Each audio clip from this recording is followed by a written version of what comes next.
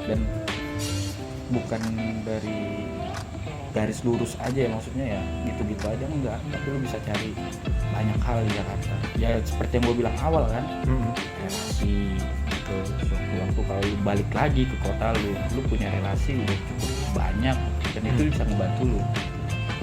Kalau gue sih mikirnya gitu simpelnya. Terus jodoh juga?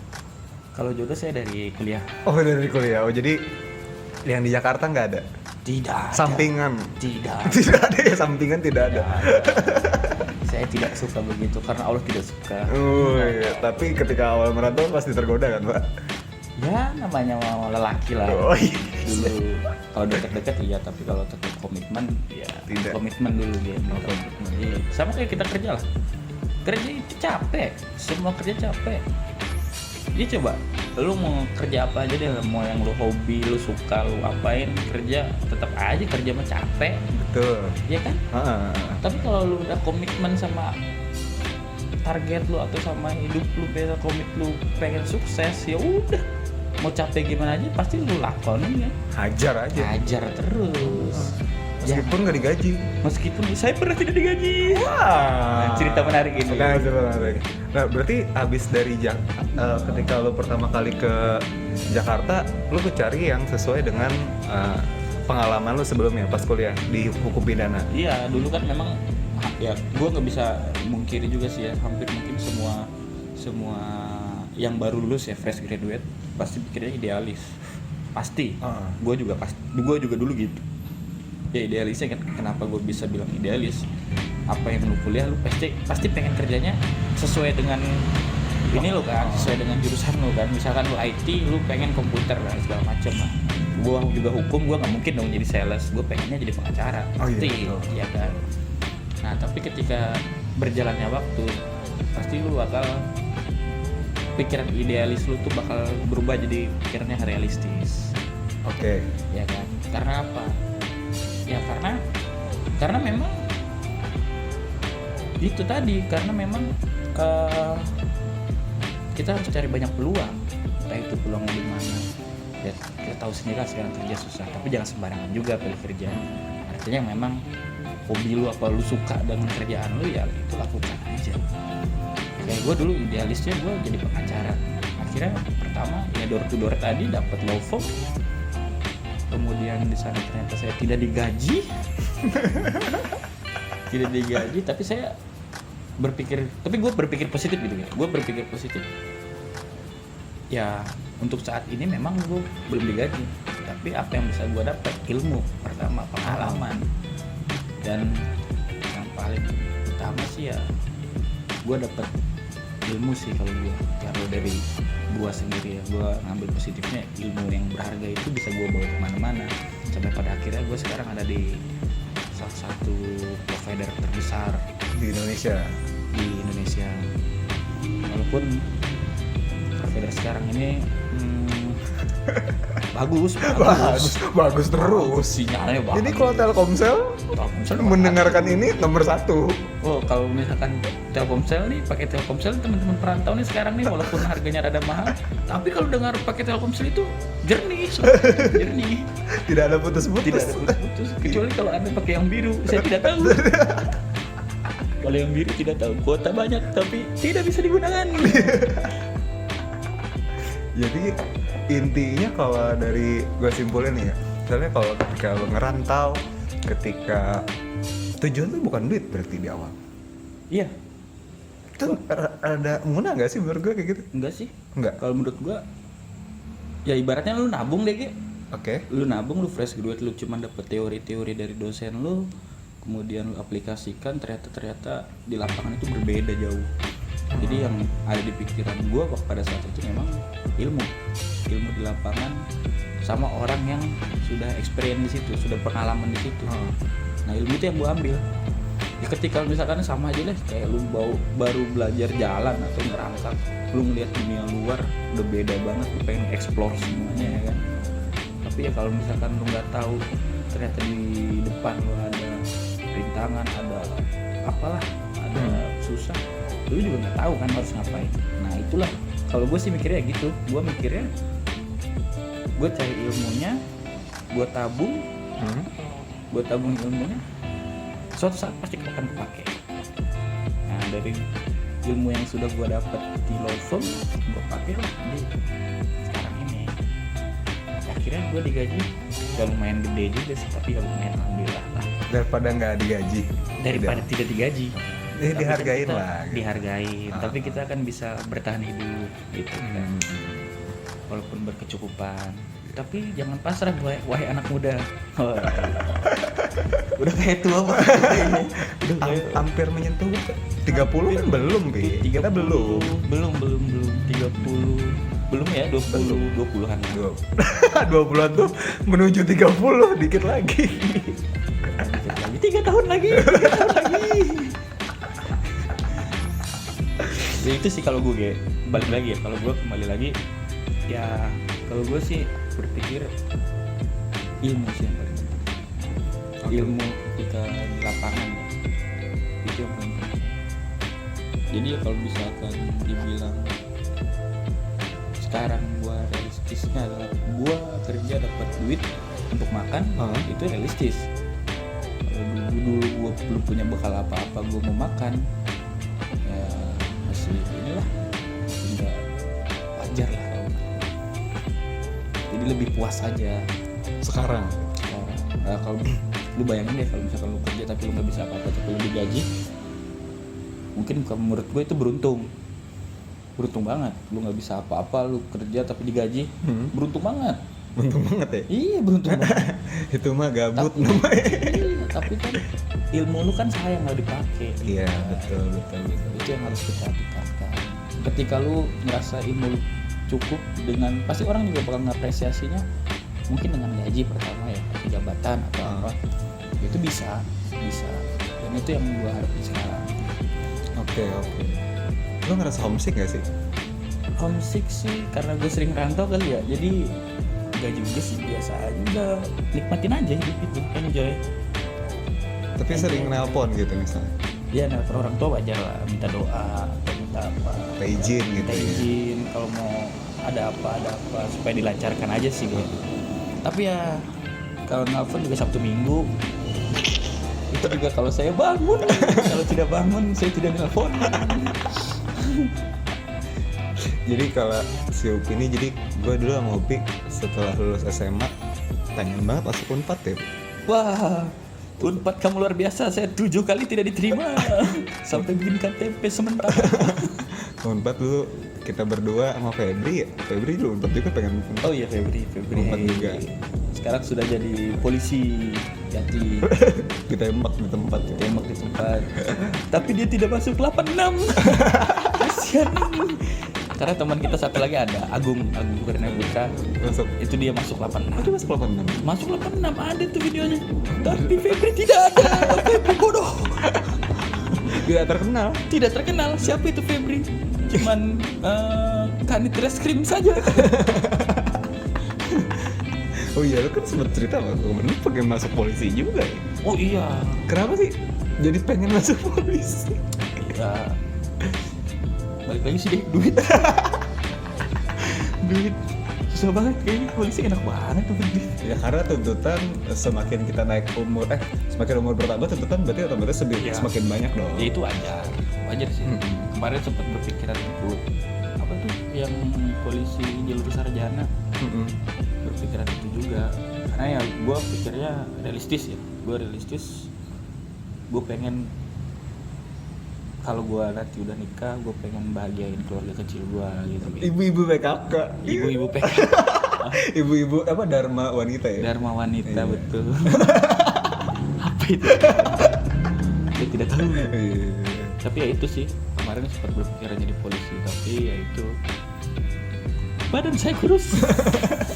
Saya takut dipukul. Terbang. Jangan. Daripada saya mati. Gila sih.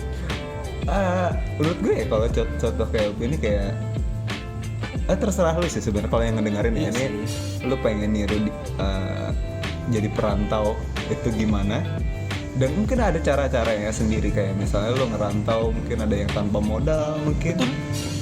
misalnya ada juga yang merantau karena nekat tapi nggak diizinin orang tuanya, mungkin ada. Tapi kan lu izin kan sebenarnya merantau? Kalau orang tua gue sih ngebebasin Ngebebasin. gue mau di mana, mau di Zimbabwe juga nggak apa-apa. Ya, Tapi lu yang seneng. tapi kembali lagi sih Ge, kalau menurut gue ya, kalau menurut gue kembali ke individunya. Oh, kita nggak bisa maksain orang. Nggak bisa maksain orang. Ketika dia udah nyaman mungkin dengan yang ada sekarang ya itu pilihannya. Hidup itu kan pilihan. Dan pilihan Kita adalah merantau. Tapi kita gagal. Kita gagal. Ya, Belum. Kita belum ketemu akuarium yang lebih gede aja. Betul. Kalau kita ketemu akuarium yang lebih gede kan kita bisa milih. Bisa milih Bisa yang baju pink gitu. baju pink. Tapi itu masih lama. Masih lama. Oh iya, Pi. Tadi kan balik lagi ke entertain. Lu pernah nggak sih di entertain gitu? Entertain sama Pernah. klien lu? Pernah. Gue pernah di entertain, gue pernah nge-entertain. Ceritain deh gimana tuh? Kalau di entertain gimana? Di entertain gimana dan nge-entertain itu gimana coba? Kalau di entertain ya enak. Kalau di dalam dunia hukum ya maksud gue kayak gitu. Ya, kalau di hukum sih enaknya ya gitu Ge. Kalau di hukum lu mau ngapain aja deh. Klien lu puas dengan hasil kerja lu, ya lu mau ya bukan minta ya, tapi biasa appreciate aja sih, lebih ke appreciate aja. Lebih menghargai kerja kita aja ya. Jadi kadang diajakin makan Makan apa? Makan. Sushi yang ada di perut itu. sayur kol pakai daging anjing. Makan ya, kadang ya clubbing juga, clubbing gitu-gitulah. Cewek gitu. Enggak, kalau cewek saya tidak, karena zina itu dosa besar. Tapi kalau dikasih gratis ya boleh dah gitu. Enggak. Ya saya berdoa dulu supaya tidak berzina. Tergantung ceweknya kayak gitu dong jawabannya. Enggak. Enggak. Tergantung tempatnya. Oh, tempatnya tergantung aja. Sama minumannya apa? Kalau tempatnya bagus, saya juga bagus. Pasti dalamnya bagus. Tapi kalau tempatnya jelek, saya tidak mau daripada saya sakit. Sakit HIV. Tapi lu sebenarnya kayak gini ya, kalau sebagai lawyer itu kalian milih-milih nggak sih? Maksudnya Milih siapa yang gitu. milih? Gua atau klien? Dari lu nya? Enggak sih gua.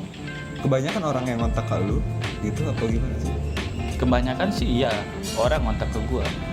Kan kita di profesi kita lawyer ini kan nggak boleh mengiklankan diri. Oh, Iya, nggak boleh karena kita tuh officium nobile. apaan tuh? Wah, officium nobile itu ini kayak profesi. Bahasa sederhana deh, biar pada ngerti yang ngedengar. Iya, mungkin ada yang hukum juga. Kalau Iya. yang tahu mungkin dia udah tahu. Tapi yang belum, officium nobile itu intinya profesi yang inilah, yang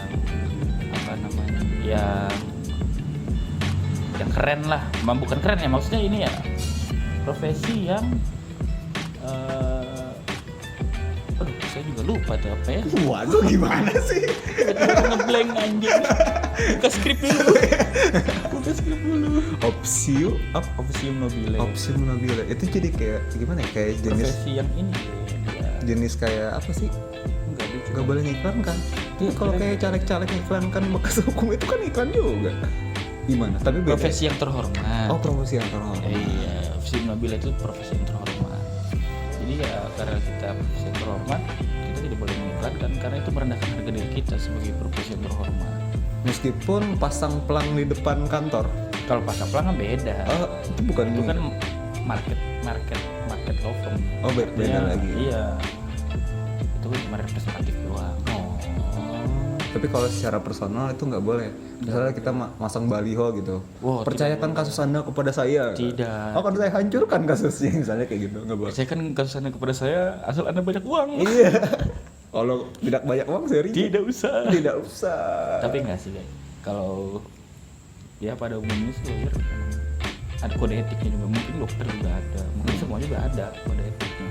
Yang gua tahu sih dokter ya, profesi-profesi gitu ada kode etiknya. Ya karena dikit tadi profesi yang terhormat. Ya, jadi kita nggak dibolehin itu kode etik kita untuk Mempromosikan diri. nggak boleh. Apalagi bagi-bagi selebaran sebenarnya nggak boleh. Iya. Tapi ada aja sih yang gua curang pernah pasti lihat. ada. Gue pernah lihat sih waktu itu di salah satu TC. Dia ngebagiin brosur. ada yang bagiin brosur. Apa isinya gimana? Coba lagi. Kalau anda Foto dia punya gitu. kalau anda punya hutang kartu kredit Kartu kredit. dan tidak bisa bayar, bayarlah kami untuk membayar kartu kredit anda, tapi anda bayar juga kami. Oh jadi tetap aja ada yang melanggar. Ada, ya ada aja. Ya kasihannya kali namanya kurang terkenal kali ya. Ya makanya market kita yang paling bagus itu ketika kita nangani artis. Hah? Gitu. Ya kan kita nggak boleh kalian diri. Kalau artis kan pasti ada ininya, press conference gitu ya, press conference itu terus ada diliput media, ya itu sebagai media promosi kita. Sebenarnya Betul. Ya, banyak sih yang kayak gitu.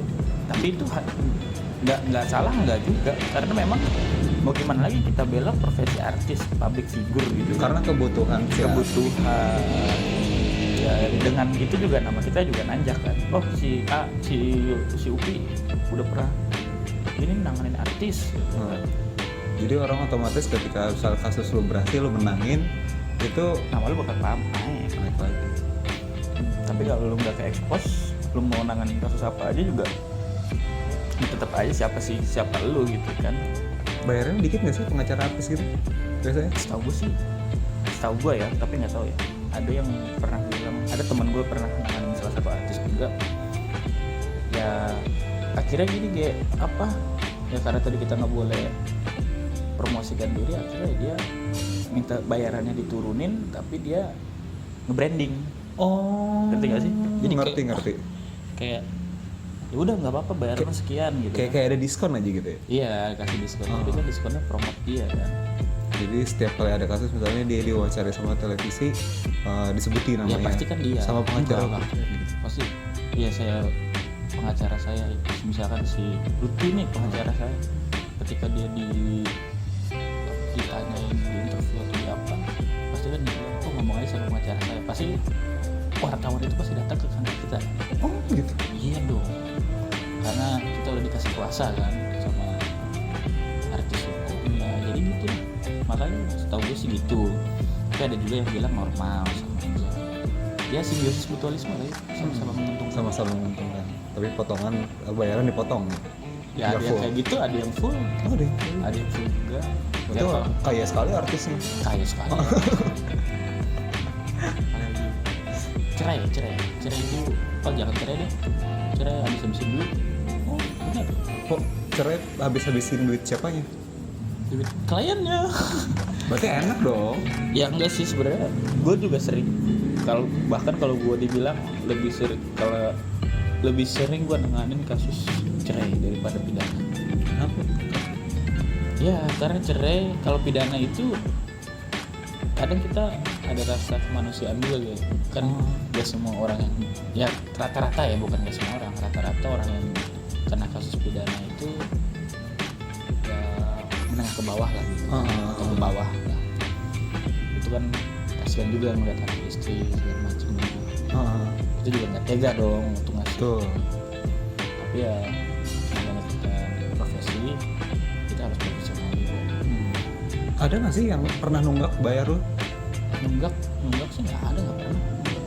Yang nggak bayar ada? Yang lu tanganin tapi lu nggak dibayar gitu? Banyak.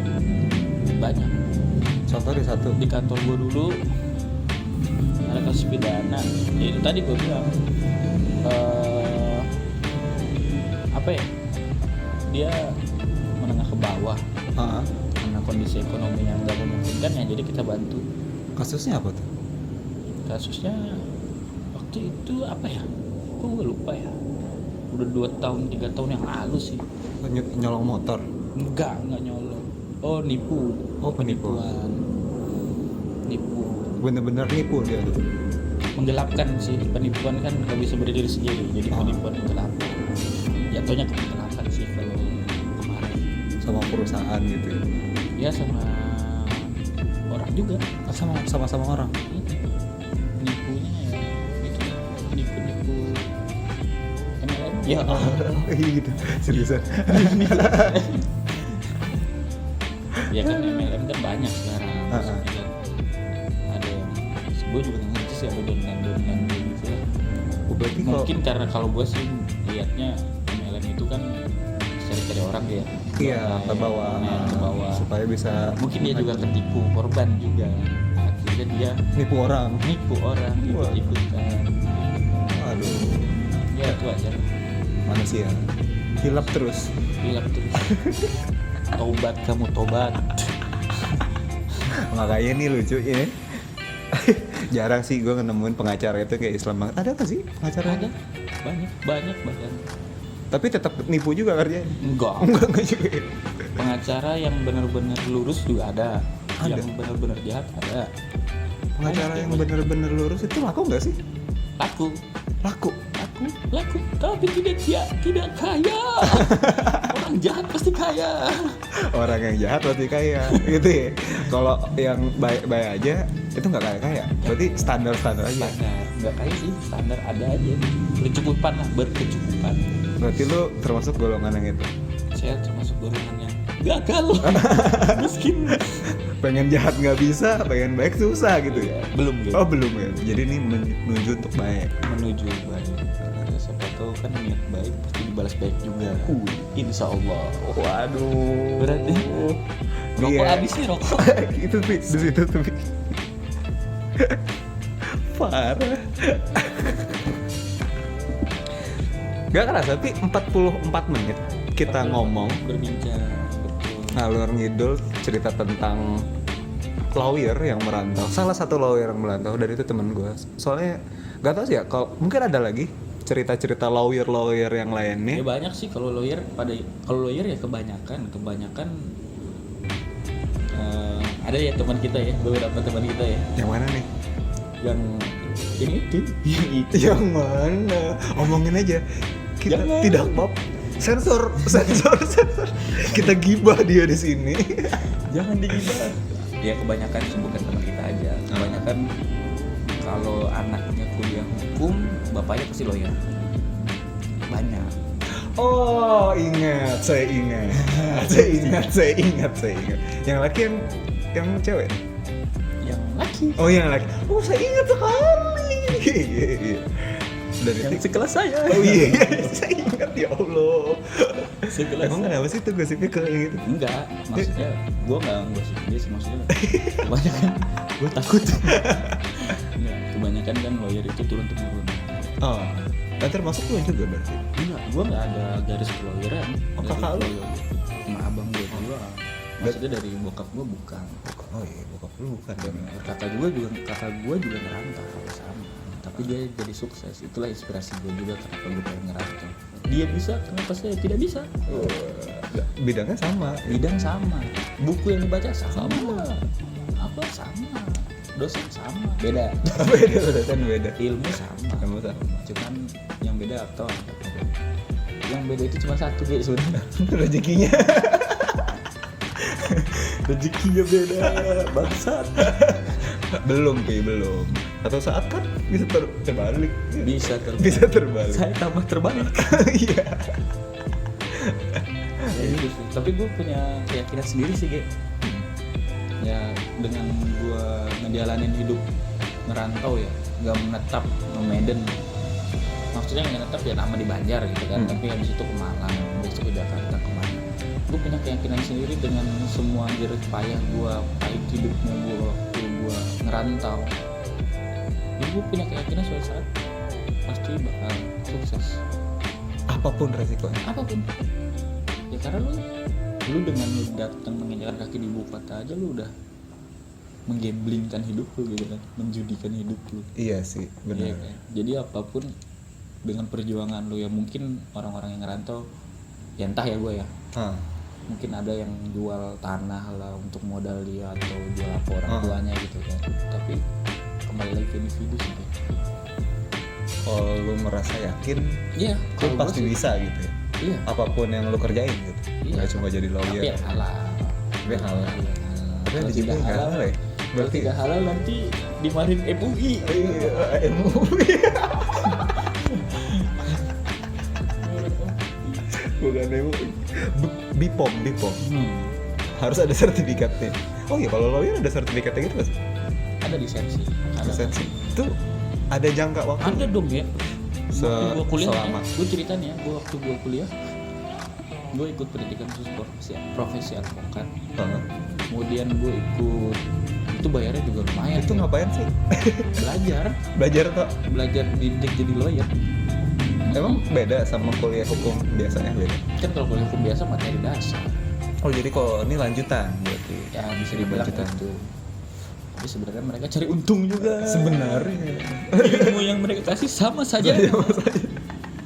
Hanya pendalaman. Oh benar, sok-sok dalam gitu. Iya dalam, tapi ya setelah lulus lumayan tuh 5 juta waktu itu untungnya. Gue waktu itu Satu orang? iya 5 juta Yang satu ikut orang. berapa? Ada kali ratusan.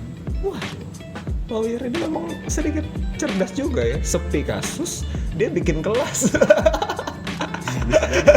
Sepi kasus. Gue juga pengen pikiran nih. Terus ide bagus kamu. Iya. Bagus. Iya kan bener kan? Ketika saya bikin pelatihan saja. Nih, bikin pelatihan advokasi gitu.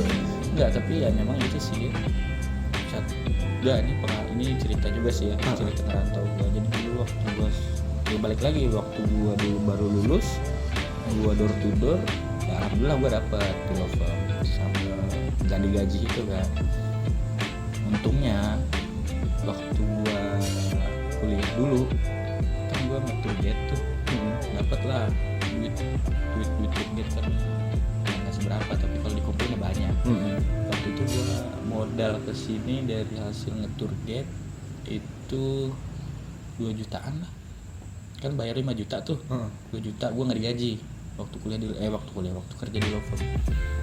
3 jutanya gue ditambahin sama bang gue. Jadi ya gue bisa pendidikan juga. Nah setelah itu gue pindah ke law firm lagi, pindah ke satu law firm lagi, digaji tuh 3 juta gaji gue ya, 3 juta.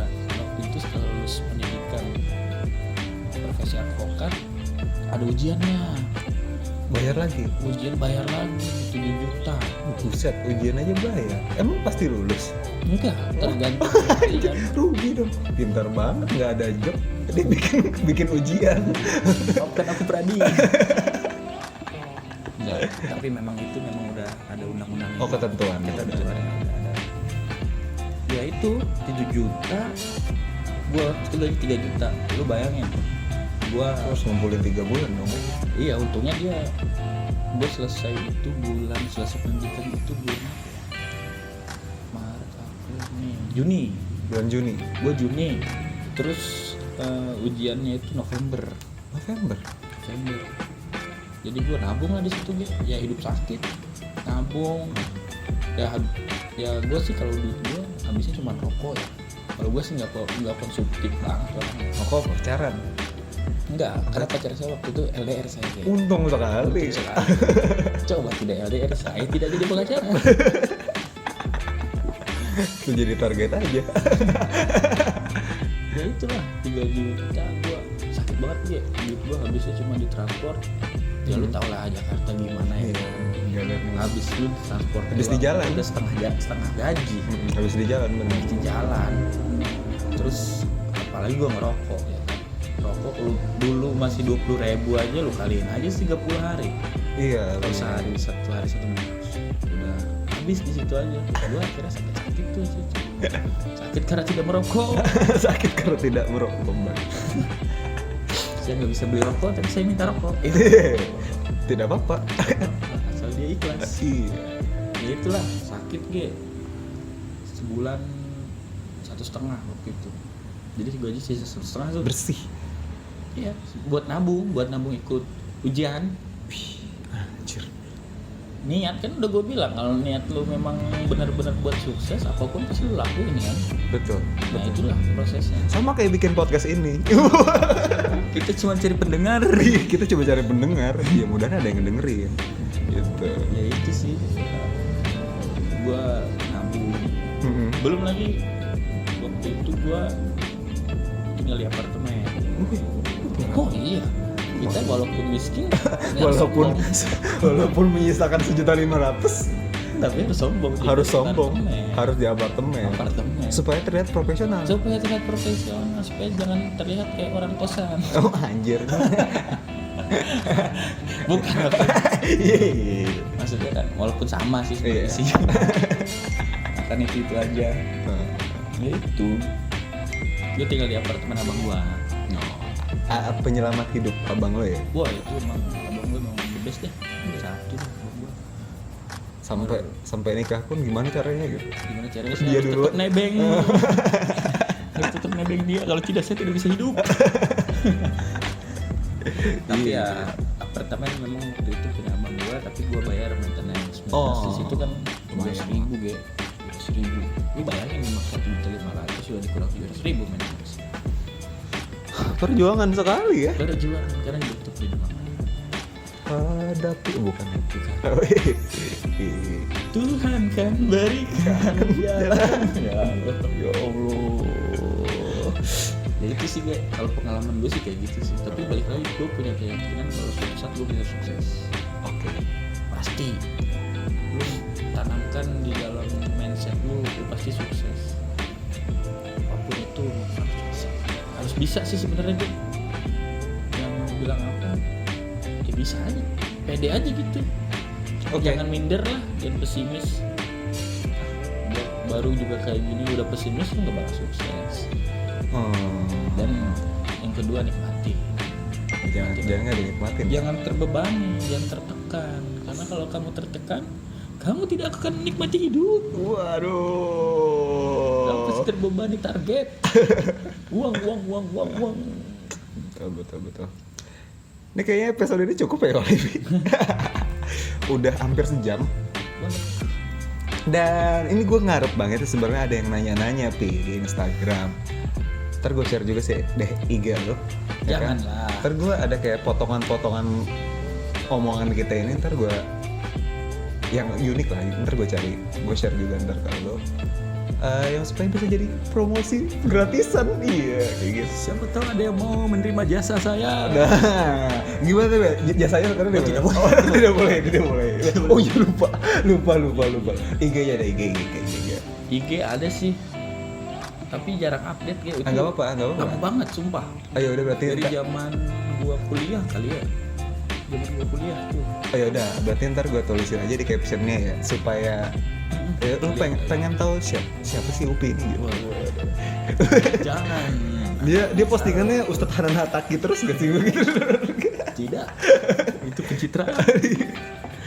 Bawaannya hijrah aja gitu. Bercanda gua anjing.